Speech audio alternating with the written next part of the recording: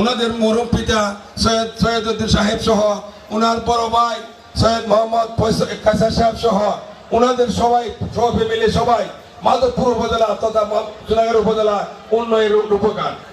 আপনারা সবাই বলেছেন, আমি একটা কথা বলবো, ওনাদের উন্নয়ন যেমন বন্যা, খরা, রাস্তাঘাট, গরিব মেহনতি মানুষ বিভেদ দিতে পারে না, অসহায় মানুষকে ওনাদের কাজ হলো এটাই।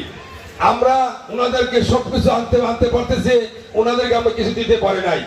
আমি আপনাদেরকে উদ্দেশ্য করে বলবো, দক্ষিণ মাধবপুর মানুষকে উদ্দেশ্য করে বলবো, আমরা আগামী আসছে নির্বাচন, আমি নির্বাচন নিয়ে একটা কথা বলবো, আমি চাই ওনারা যেভাবে আমাদের কাছে আসে আমরা ওনাকে নিয়ে আসে, আমরা চাই ওনাদের জন্য কাজ করার জন্য।